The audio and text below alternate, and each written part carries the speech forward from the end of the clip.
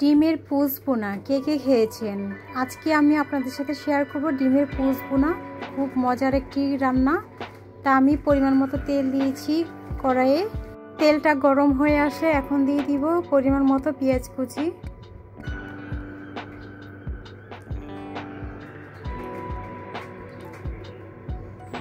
পেঁয়াজ কুচি দিয়ে ভালোভাবে নেড়েচেড়ে মিশিয়ে নিব। পেঁয়াজটা যখন সফট হয়ে আসবে ওই পর্যায়ে দিয়ে দিব কিছু পেঁয়াজ বাটা। পেঁয়াজ বাটা দিলে রান্নার গ্রেভিটা খুব সুন্দর হয়। নেড়েচেড়ে মিশিয়ে নিব। এখন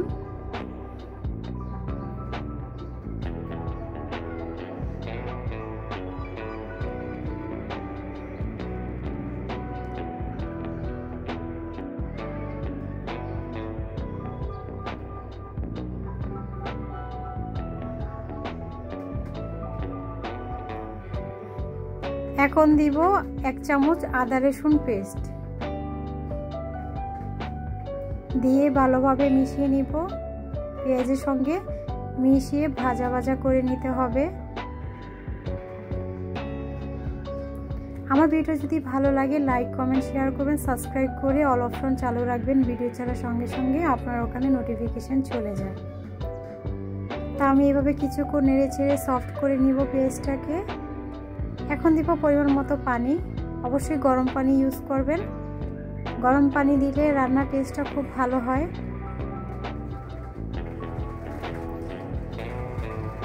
এখন দিব 1 চামচ হলুদের গুঁড়া।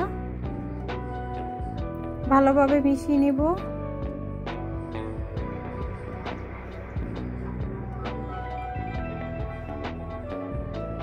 এখন দিব 1.5 চামচ মরিচের গুঁড়া। দিব 1 চামচ ধনিয়ার গুঁড়া। মশলাগুলো ভালোভাবে মিশিয়ে নিব নেড়ে চেড়ে। এখন কিছুক্ষণ কষিয়ে নিব। আমার বলক চলে এসেছে মশলাটা। এখন দিব কিছু পরিমাণ টমেটো। এটা আমার ফ্রোজেন করা টমেটো ছিল। 1 বাটি টমেটো দিয়েছি। দিয়ে ভালোভাবে মিশিয়ে নিব।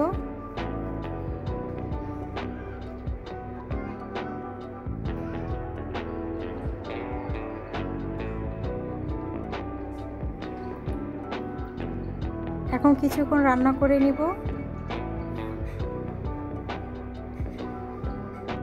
মশলাটাকে খুব ভালোভাবে কষিয়ে নিতে হবে, পেঁয়াজটা যাতে সফট হয়ে যায়।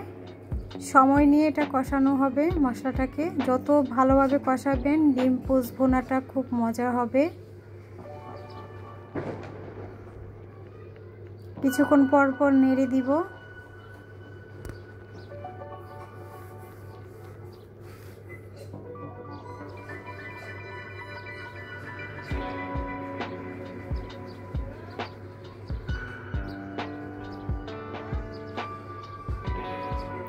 আমার মশলাটা প্রায় কষানো হয়ে গিয়েছে। আমি আরেকটু সফট করে নিব মশলাটাকে, পেঁয়াজটাকে।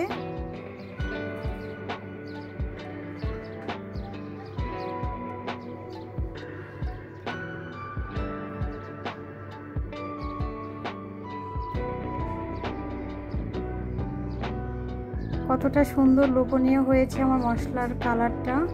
এখন আরেকটু পানি দিয়ে সফট করে নিব।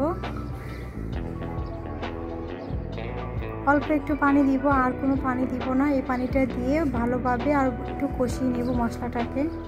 মশলাটা যত ভালোভাবে কষাবেন রান্নার স্বাদটাও দ্বিগুণ বেড়ে যাবে। তা আমি এখন ঢাকনাটা ঢেকে দিব কিছুক্ষণের জন্য। ঢাকনা খুলে দেখলাম আমার এটা সফট হয়ে গেছে। মশলাটাও ভালোভাবে কষানো হয়েছে। এখন আস্তে আস্তে আমি ডিম দিয়ে দিব মশলার উপরে। এভাবে বাটির মধ্যে নিয়ে এভাবে দিয়ে দিব। আমি 4টা ডিম পোচ করব। এই খাবারটা এত মজার হয়, আপনারা না খেলে বিশ্বাসই করবেন না। খুবই মজার এবং স্বাদের হয়। মাংস লাগবে না, এই ডিম পোচ দিয়ে ভাত খেতে পারবেন 1 প্লেট ইনশাল্লাহ। খুব মজার হয় এই খাবারটা।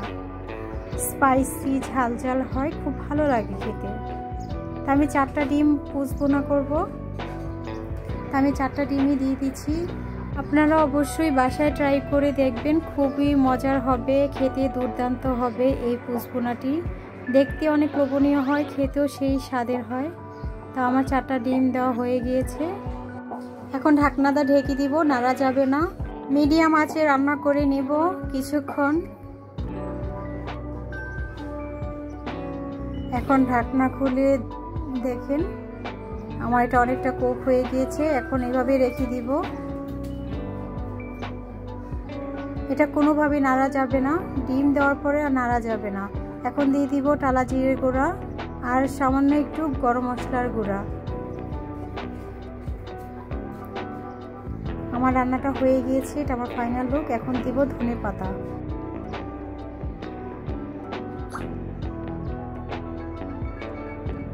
এখন আমি ধনে পাতা ছিটিয়ে দিচ্ছি। মাশাআল্লাহ, কতটা সুন্দর হয়েছে আমার পুষ বোনাটা। দেখতে তো দুর্দান্ত, খেতে সেই স্বাদ। এটা মানে উল্টে পাল্টে দিতে হবে না, এইভাবেই রান্না হয়ে যাবে। তা আমি এখন তুলে নিব, একটা সার্ভিং ডিশে তুলে নিব। This is my final look. মাশাআল্লাহ, থ্যাঙ্কস ফর ওয়াচিং।